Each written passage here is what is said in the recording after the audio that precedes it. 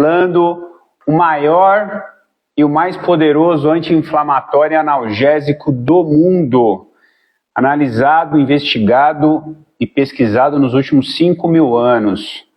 É possível acreditar que existe tão poderoso anti-inflamatório e analgésico no planeta?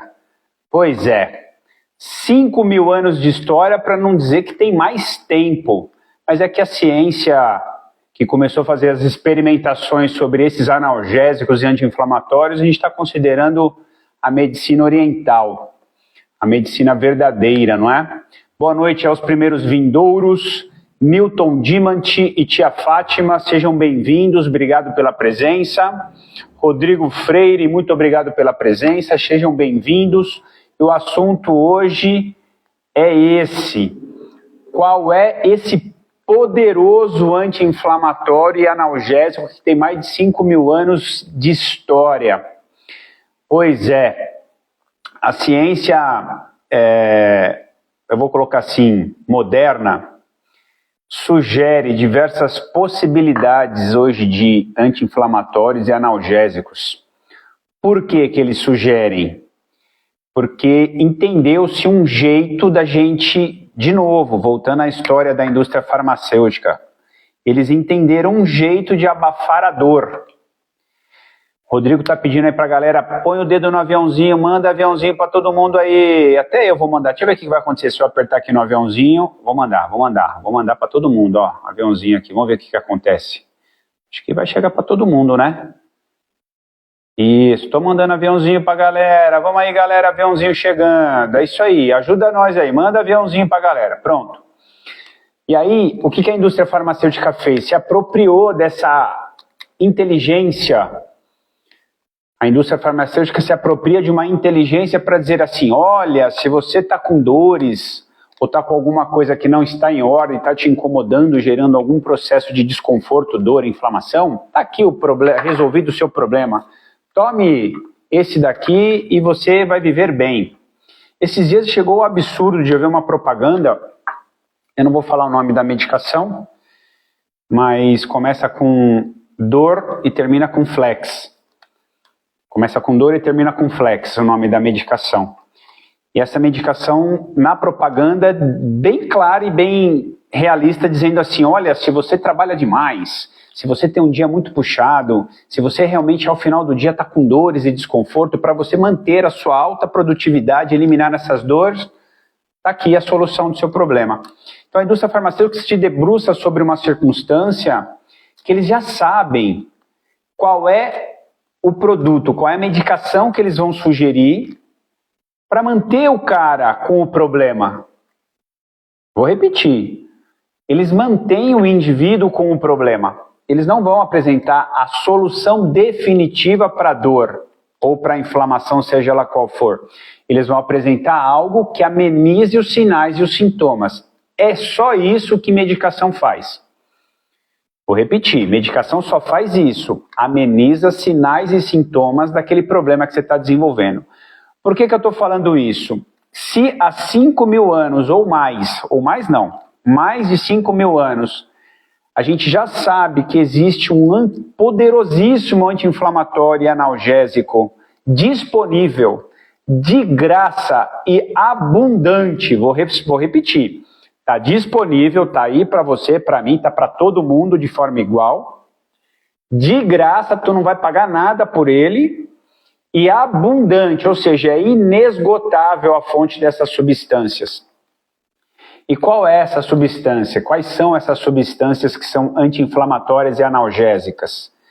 Pois é, o nosso corpo tem tamanha eficácia de produzir essas substâncias. Elas não estão fora, elas estão dentro. Aí você poderia perguntar, mas Vlad, como é que eu faço para administrar uma dose de analgésicos? Como é que eu faço para administrar uma dose desse anti-inflamatório? Se ele está dentro de mim, como é que eu acesso? Primeiro, boa noite aí a Thelma, boa noite a dona Sogra, que é a dona Cida, a tia Conceição. Tia Conceição, marcado, hein? Dia 16 de setembro estaremos aí, caravana do Jardim Primavera, chegando na praia para visitar a tia Conceição. Então, só reiterando, o nosso corpo tem uma capacidade de produzir substâncias que trabalham com uma característica anti-inflamatória e analgésica. Mas a pergunta que vem antes é: por que você está com dor? Por que você está inflamado e por que você está com dor? Sempre associem que a dor já é a instalação de um quadro inflamatório. Nossa, estou com uma tensão aqui, está tudo dolorido. Pois é. Tamanha tensão daquela musculatura vai criando dano naquele músculo, vai machucando, e aí se instala um processo inflamatório. Todo processo inflamatório é doloroso. Todo e qualquer processo inflamatório é doloroso. Então você sente por vezes queimar, às vezes sente doer, às vezes, enfim, são características da dor e do processo inflamatório. A dor em si, estudar a dor é algo muito amplo, é amplo. Vou dar um exemplo aqui. Tem um aluno meu que ele é diabético. E aí ele infelizmente demorou para tratar o diabetes e evoluiu para uma consequência de uma diabetes que não é muito bem tratada, que é neuropatia periférica. Sistema nervoso, neuropatia é a doença periférica. Então, perna direita dele, principalmente as extremidades, ele tem pouca sensibilidade, perdeu parte do movimento do pé, o pé já não puxa mais tanto a ponta do pé, e ele sente dor. Então, esse tipo de dor tem uma característica neurológica, é por um outro motivo. Um outro tipo de dor, tu deu a pancada em alguma coisa, chutou o pé da mesa, bateu a cabeça, esbarrou em algum lugar. Então você vai ter uma dor por conta de um processo traumático, uma pancada. A dona sogra, semana passada ou na semana anterior, torceu o joelho, deu ali uma lesão no joelho. Não é uma lesão grave, mas teve uma lesão e ficou dolorido, inchou. O inchaço de uma lesão como essa da dona sogra foi no joelho, né? Inchou, ou seja, as estruturas que machucou, que o entorse forçou, aquelas estruturas, elas se incham, que é o edema. Esse inchaço faz com que aquelas estruturas fiquem muito próximas uma da outra. Então tem as estruturas moles, ligamento, tendão, músculo, cápsula articular, e tem as estruturas mais rígidas, no caso o osso. Então quando tem esse inchaço da articulação associado a esse quadro de dor, essa inflamação tem que ser removida o mais rápido possível, porque o espaço da articulação trabalhar está muito apertado, então fica uma estrutura raspando na outra e pode piorar o quadro da inflamação. Quando é nesse sentido a dor, não vai ter jeito, vai ter que entrar com devida proporção e com bastante cuidado para resolver mais rápido o anti-inflamatório via oral ou injetável, intramuscular, enfim. Agora, não é desse anti-inflamatório que eu vou falar não, tá bom? Esse anti-inflamatório é o que a gente tem para resolver problemas de forma aguda e traumática. Agora tem que ter um cuidado na hora de tomar um anti-inflamatório. Por quê? Esse ponto é fundamental para que vocês entendam. Não sou fã de tomar medicação, não sou fã de tomar remédio. Mas em situações excepcionais a gente tem que se debruçar que a ciência criou essas oportunidades e se tiver que ser, é melhor isso do que você morrer de dor ou não conseguir, ou perder a autonomia porque você é resistente a uma medicação. Neste caso, o maior cuidado que você tem que ter é que algumas classes de medicação elas podem trazer consequências. Então não tem como você tomar uma medicação que não traga uma consequência em virtude de você ter tomado ela. Só que na classe dos anti-inflamatórios, em linhas gerais, se você é diabético, se você é hipertenso, enfim, se você tem uma doença de base dessa característica, dessas doenças crônicas, é fundamental que você entenda se aquele anti-inflamatório você pode tomar. Não é qualquer anti-inflamatório que você sai tomando de forma arbitrária. Se você tem alguma coisa, alguma doença de base, você tem que tomar. Vou dar um exemplo. Não, exemplo não, vou contar uma história. A mãe de um amigo nosso, ela tem uma hipertensão importante, uma hipertensão num grau Preocupante. E toma medicação para isso. Ok. E por vezes ela apareceu com uma dor e um dos filhos, que é um dos amigos nossos, naquela empolgação de querer resolver, falou, cara, eu tomo isso daqui para aliviar a dor e resolve para mim. E medicou a mãe desta forma. No momento que medicou a mãe dessa forma, no dia seguinte a mãe teve um AVC. E eles não faziam a menor ideia que poderia ter uma associação do anti-inflamatório que ela tomou ter provocado um aumento abrupto da pressão e esse aumento abrupto da pressão ter evoluído para o AVC ou para o derrame, aí dá o nome que você quiser. Vlad, você pode garantir que foi isso? Não. Mas eu posso dizer que grande probabilidade de ter sido isso. Então, quando você pensar em tomar um anti-inflamatório, um analgésico, seja qual for a medicação para eliminar dor, primeiro realmente identifique a necessidade e depois garanta que você não tenha nenhuma outra doença que esta medicação possa trazer um grande prejuízo para a sua saúde. Tá bom? Em linhas gerais, a dor pode ser dessa característica que eu disse, neurológica, pode ser por uma pancada, pode ser causado por uma outra doença que está dificultando a circulação numa determinada região. Quer ver uma outra situação? Quando uma pessoa está infartando, um infarto do miocárdio, ou seja, o coração do cara está tendo um problema grave, muito provavelmente ele vai sentir dor na região do lado esquerdo, que pode irradiar para o pescoço, para a mandíbula, para o braço. Por que que gera toda essa dor? Porque essa dor significa que o coração, que tem que trabalhar batendo, ele para de receber sangue numa determinada área dele. Então, se ele para de receber sangue em aquela área do coração, aquela área que para de receber sangue, ela por vezes começa a entrar em sofrimento. Porque o músculo do coração só trabalha com a presença de sangue e esse sangue leva oxigênio, água e nutrientes para esse músculo do coração continuar trabalhando.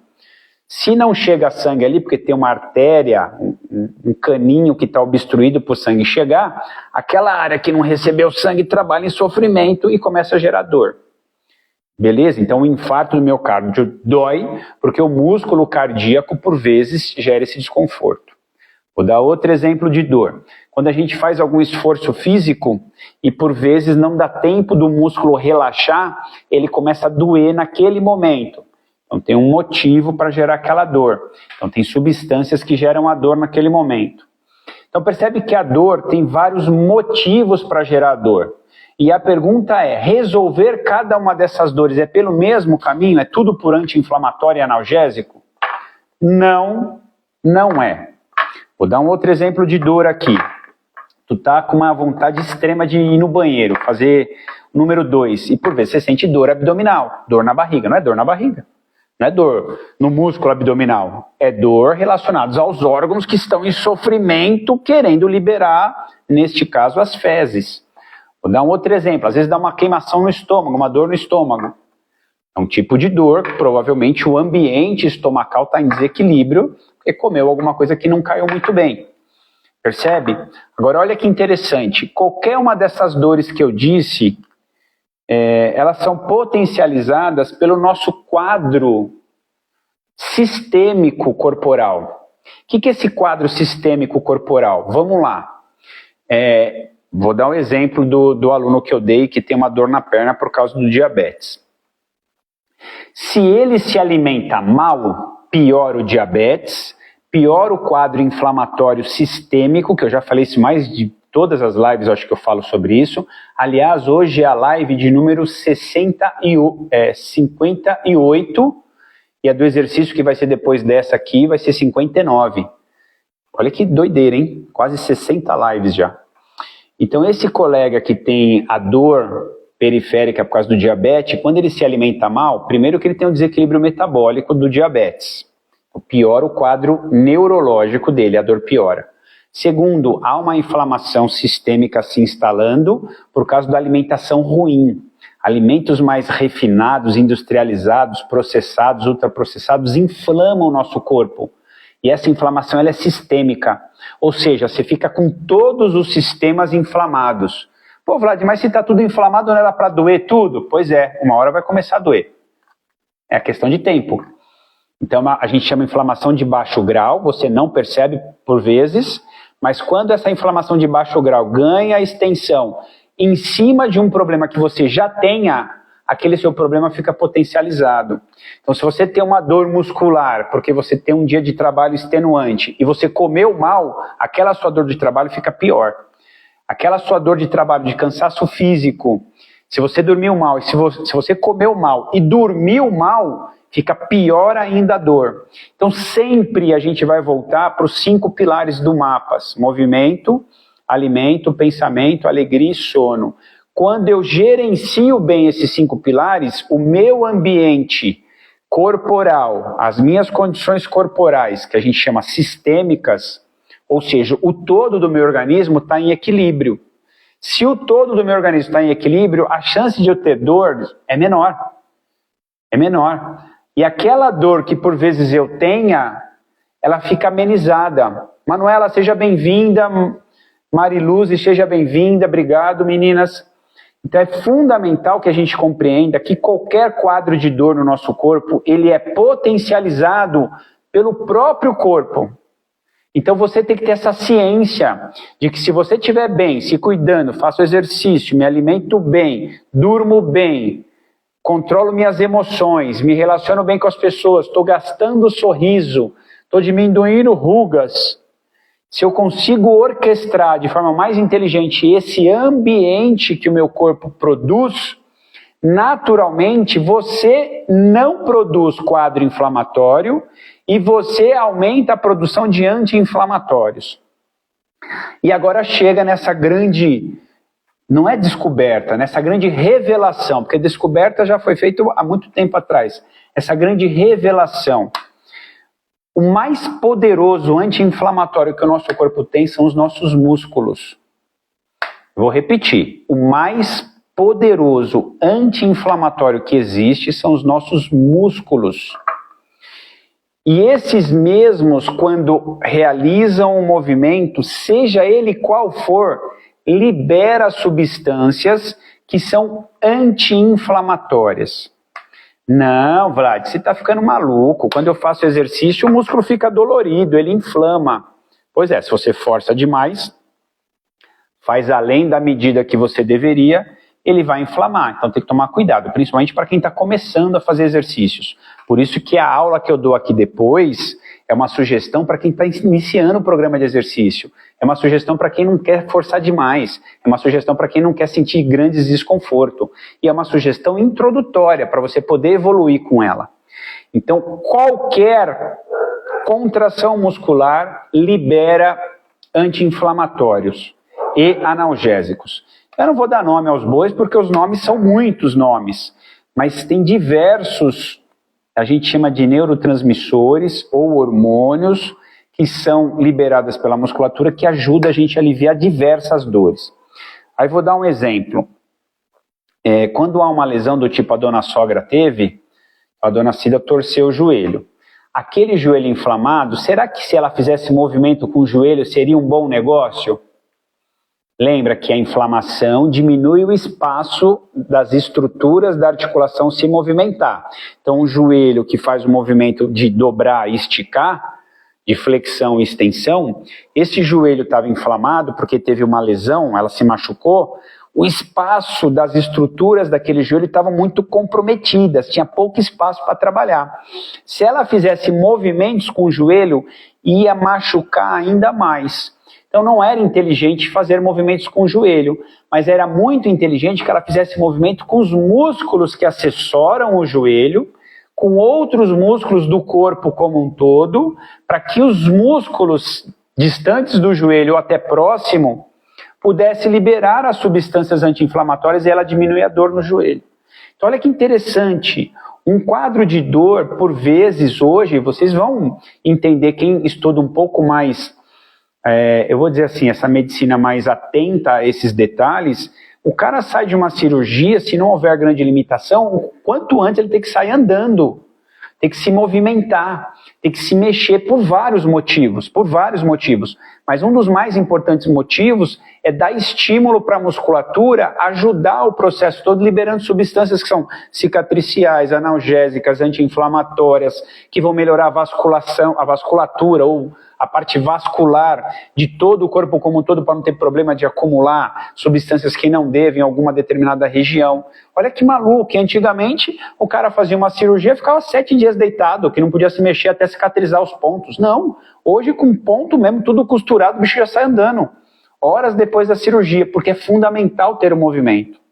Então, mais poderoso anti-inflamatório e analgésico que o mundo já viu, a gente produz em abundância, de graça e a hora que você precisar. Aí a pergunta é, eu preciso esperar a dor para ter contração muscular e liberar isso? Ou é muito mais inteligente que eu me antecipe e já tenho o hábito de fazer o exercício para estar deixando essa substância sempre em níveis ótimos? Porque o lance é, se eu não faço nada, eu me inflamo. Eu fico inflamado, lembra? Inflamação sistêmica de baixo grau. Diferente de eu falar de estar liberando constantemente substâncias anti-inflamatórias pela musculatura e diminuindo essa inflamação de baixo grau, ou seja, ela nem vai existir ou vai existir em menor grau ainda. Aí o Rodrigo colocou aqui, qualquer exercício serve? Vamos lá. Qualquer contração muscular já vai ajudar. Então, por exemplo, tu vai varrer o quintal da sua casa, se você tem casa com quintal. Tu vai limpar o seu carro, tu vai fazer uma faxina, tu vai fazer qualquer esforço, já vai liberar essas substâncias. Agora, a gente tem basicamente 3 categorias de exercício. Eu vou colocar basicamente, eu não estou falando de performance de atleta, eu vou falar básico. Uma categoria a gente chama que exercícios, eu vou dizer como todo mundo conhece, exercícios aeróbios, caminhada, bicicleta, exercícios que são leves a moderados, confortáveis e que você consegue sustentar por bastante tempo.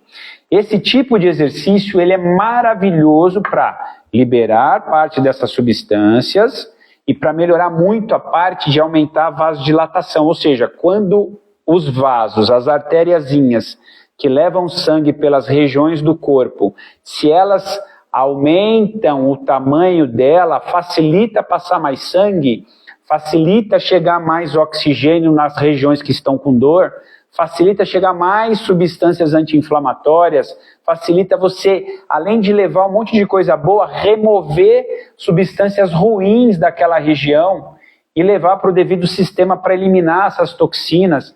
Então, o exercício de característica aeróbia potencializa liberações de anti-inflamatórios, analgésicos e outras substâncias, e junto disso ela é muito poderosa para melhorar a parte vascular, facilitar o sangue chegar nas regiões. Isso é muito importante.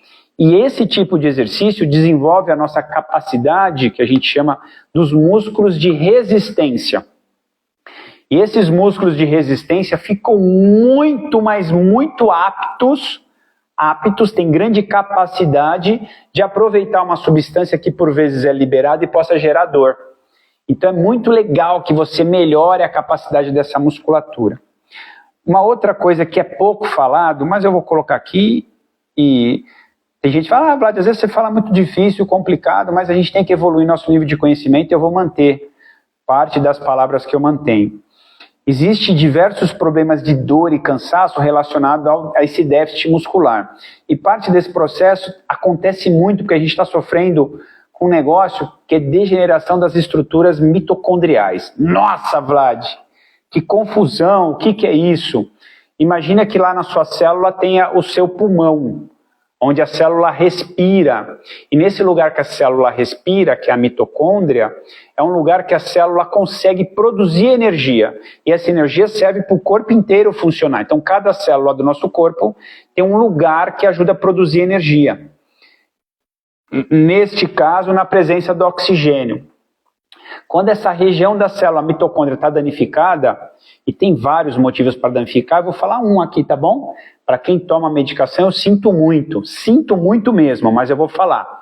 A linha de medicações das estatinas, das medicações para colesterol e essas gorduras circulantes que as pessoas, ai meu Deus, tem que tomar simvastatina, atrovastatina e todas as estatinas, essas medicações são extremamente danosas de um dos complexos da região que a célula mantém a geração de energia.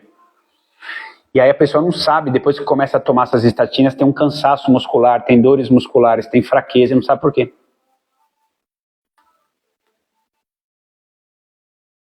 Agora, se essa pessoa fizesse exercício de forma regular, se essa pessoa tivesse um cuidado de forma regular, esse ambiente que a gente fala, esse ambiente gerador de energia de todas as nossas células ficam potencializadas. A gente aumenta a quantidade dessa estrutura que ajuda a célula a respirar. Se a célula respira mais e consegue produzir mais energia, o nosso cansaço e, por vezes, a nossa capacidade de nos manter ativo ao longo do dia aumenta. Então, os níveis de desconforto, de dor e de cansaço que eu vou ter é menor. Eu preciso do exercício de característica aeróbia. Beleza? O exercício de caminhada, de bicicleta, não sei qual que tu vai fazer, mas o mais comum é uma caminhada. Se você estiver muito bem com a caminhada, tu vai evoluir, então, para fazer um exercício que tem um pouquinho mais de exigência, caso você entenda que é possível, e principalmente, ou preferencialmente, um profissional possa te orientar, tá bom? Aí, além dos exercícios aeróbicos, que eu já te falei aonde que ele vai agir, os exercícios de característica de resistência, vai melhorar um monte de coisa. Os exercícios de fazer força, de levantar peso. Por exemplo, o que a gente vai fazer daqui a pouco é uma sequência de exercícios de movimentar o peso do próprio corpo.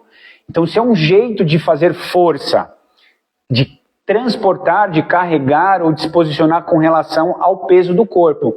Queria dar as boas-vindas à Ariane e à Dona Mãe. Minha Dona Mãe chegou. A Dona Mãe chegou. Obrigado por vocês estarem aqui. Boa noite. Então, exercício aeróbio é importante, fundamental, vários mecanismos importantes para ajudar a gente a ter um corpo mais leve, mais saudável e com menos dor, mas o exercício de contração muscular, de fazer força, ele é um pouco mais, eu vou colocar uma palavra aqui, poderoso, porque a contração muscular ela é um pouco mais intensa, e aí libera outros tipos de substâncias que também são analgésicas e anti-inflamatórias. Muito importante fazer treino de força, muito importante.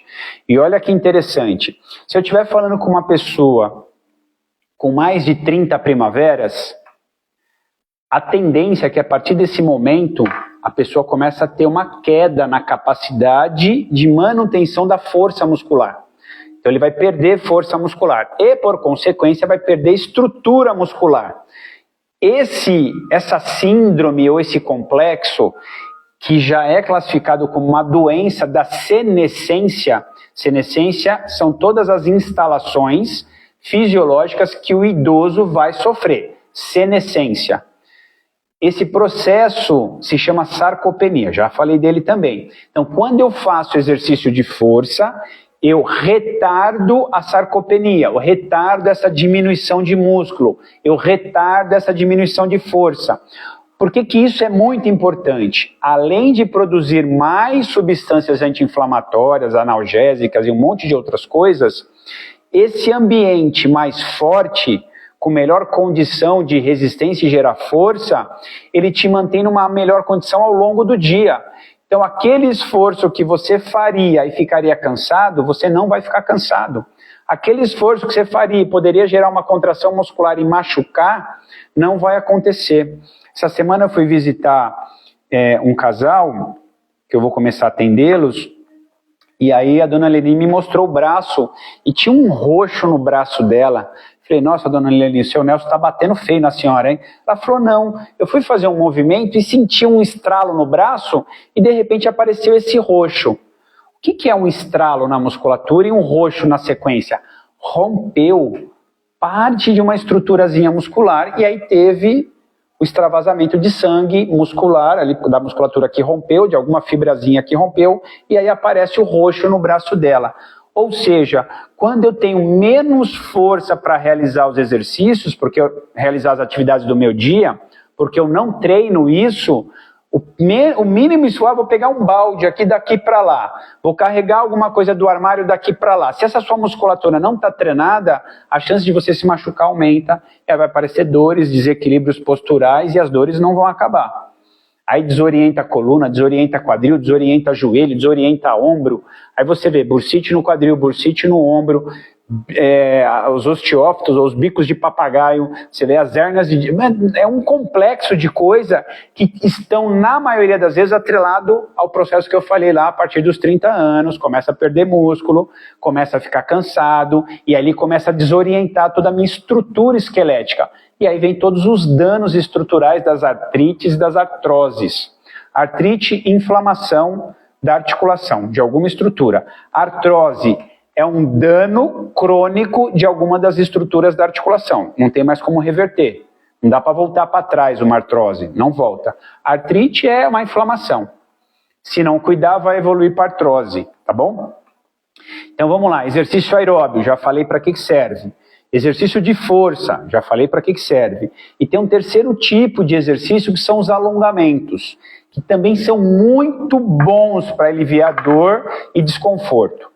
E olha que interessante, uma última pesquisa que eu estava vendo, quando a pessoa termina uma sessão de alongamento, que os músculos se relaxam de forma mais bem estabelecidas, voltando mais próximo ao grau de tensão, que é o natural, que é o normal do ser humano, a pressão arterial cai. E nós nunca tínhamos observado esse fenômeno, na verdade nós nunca tínhamos medido, né? A gente não fazia essa associação de que se alongar direitinho todos os dias, diminui a tensão muscular, também melhora, a gente chama vasculatura, ou a parte vascular daquela musculatura, remove toxinas, oferece oxigênio, água e nutrientes, alongando, tudo isso acontece. E por vezes essa musculatura menos rígida, menos tensa, inflama menos, e o quadro de hipertensão é menor, o quadro do diabetes se estabiliza melhor, porque aquele ambiente muscular está mais equilibrado. Então, respondendo a sua pergunta, Rodrigo fez a pergunta de sacanagem, porque ele já sabia, mas é importante que ele tenha feito essa pergunta. Filó, seja bem-vinda. Qual exercício que realmente torna o nosso corpo menos inflamado? Exercício aeróbio ajuda de um jeito, exercício de força ajuda de um outro jeito, exercícios de alongamento ajuda de um outro jeito. Os 3 jeitos vão ajudar o nosso corpo a desinflamar. De novo, de graça, no momento que você precisar e abundante. O nosso corpo tem esse anti-inflamatório. Então não dá para ter desculpa. Ah, mas eu não tenho tempo de fazer exercício. Bom, nós vamos fazer aqui 15 minutos. Se você não tem 15 minutos, realmente você está com um grande problema. Eu não sei se o grande problema é de preguiça ou o grande problema é de preguiça. Ou talvez tenha outro grande problema, pode ser preguiça também. Então precisa ver qual é dos 3 problemas que você tem, porque 15 minutos não é possível. Não é possível. A gente tem quantos minutos para ficar aqui na internet passando o dedo e vai dizer que não tem 15 minutos para fazer exercício? Mas tem alguma coisa de errado. Desculpa a minha franqueza, mas é isso. Hoje eu estava conversando com o meu sócio aí, o Rodrigo. Cara, por vezes a gente tem que talvez ser um pouco mais direto e duro na conversa. E a gente viu algumas pessoas se comunicando na internet com um certo sarcasmo. Falei, cara, eu não sei se eu consigo ir nesse lugar ou chegar nesse nível, mas tem vezes que me dá vontade de falar resposta meio escabrosa para a pessoa. Caramba, vai, você está com palhaçada. Então vamos lá. Se eu puder fazer uma caminhada de 15 minutos, todos os sistemas que eu falei já vai estar acontecendo. Jacira, boa noite. Obrigado a presença. Se eu fizer 15 minutos de caminhada, 10 minutos de caminhada, 5 minutos de caminhada, todos os sistemas anti-inflamatórios que eu disse já estão acontecendo. É isso aí, Denise. Assumir é doloroso, mas essa é a verdade. Preguiça é a doença do século.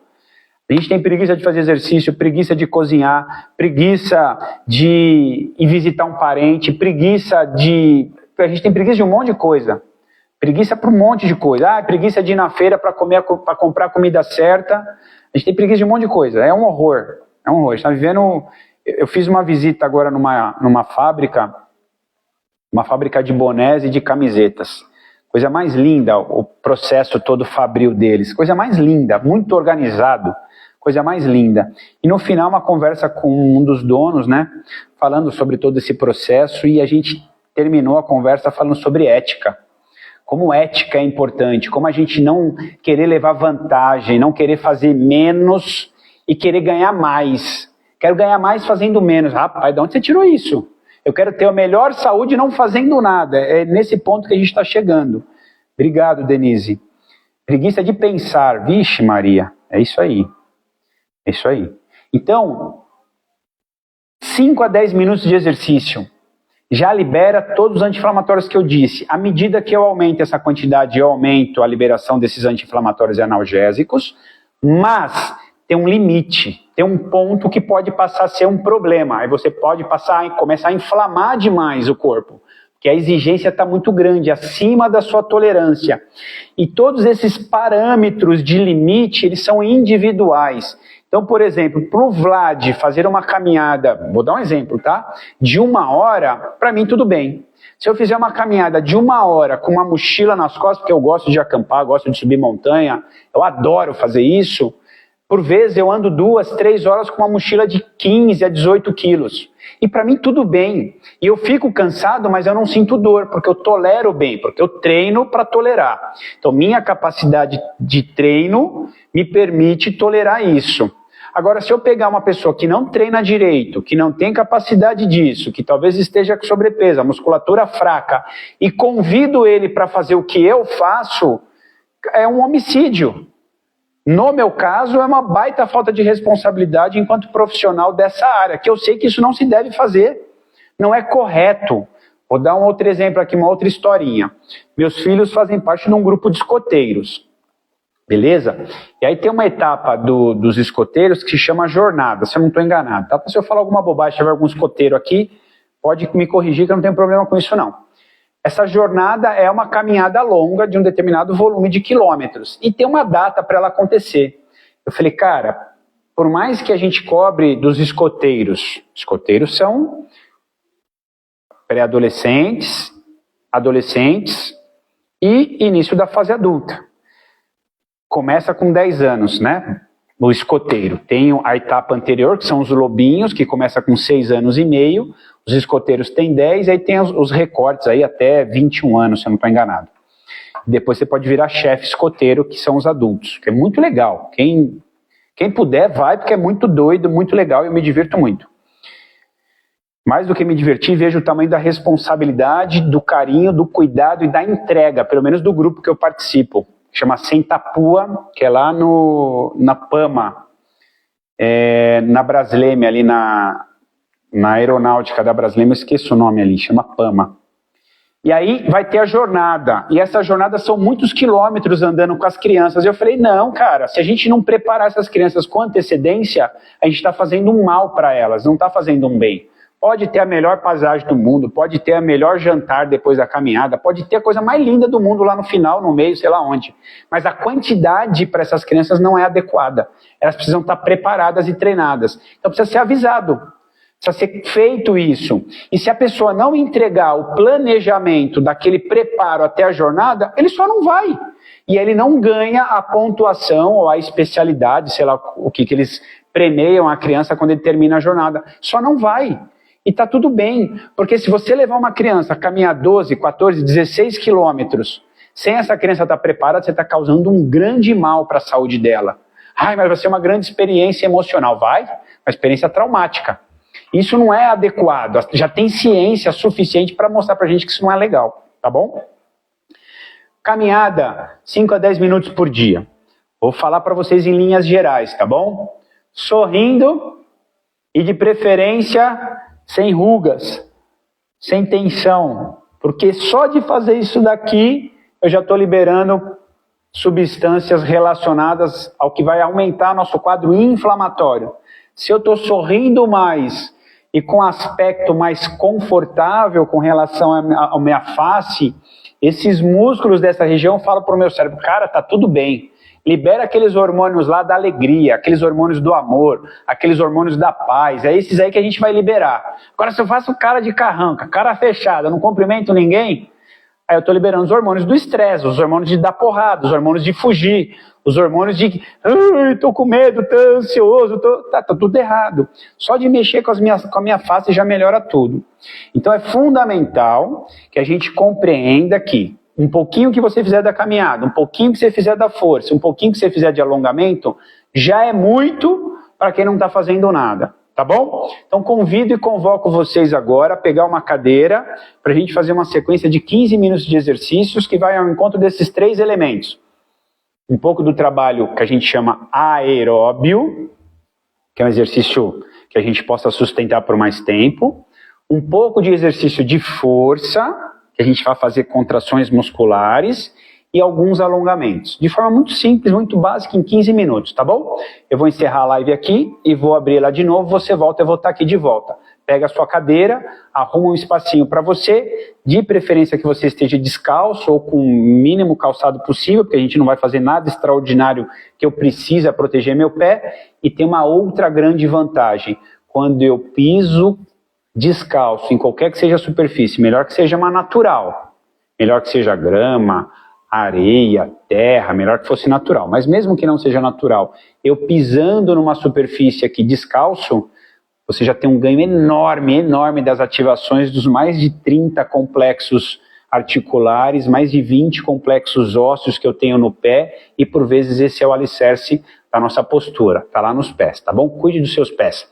Vou desligar e já volto, beleza? Grande beijo, valeu, tchau, tchau.